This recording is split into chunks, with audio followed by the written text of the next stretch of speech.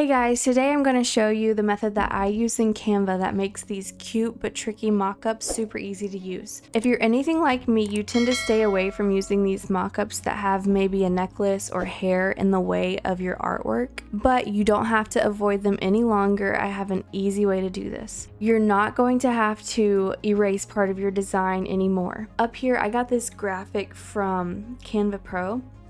So I want to put it here, but as you see, the mug is in the way. So what you're going to do, you're going to duplicate the mock-up.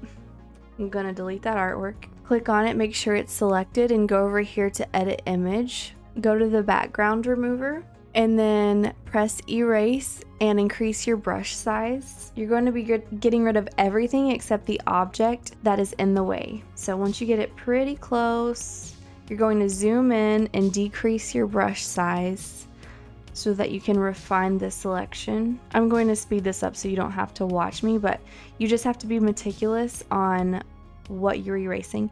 If you mess up, you can just press Command or Control Z to undo it, or press undo up here.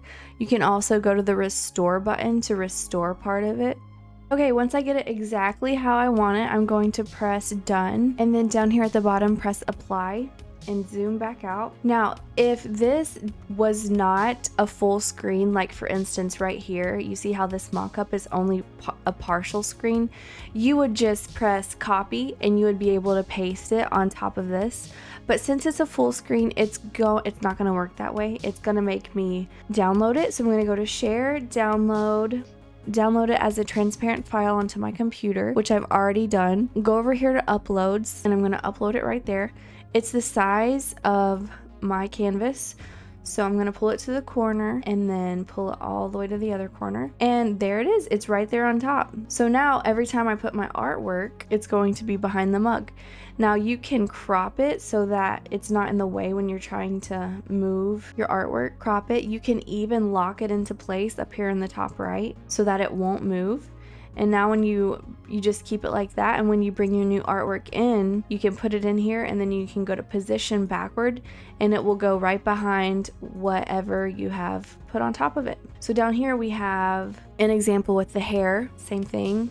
That's what I did. And I'll press Control Z to get that back in place and lock it. And then I got this graphic from Fabrica, and then it goes right underneath it. It's so easy. Same thing for the necklace. Yeah, so you just keep them inside of your Canva templates, and then when you come back in here and put your artwork on it, it's that easy. I hope that helped you. I want to give you tricks that are going to make your process more efficient. The POD inspiration for today is you are the secret sauce. Put in the work, and little by little you'll earn the freedom you crave.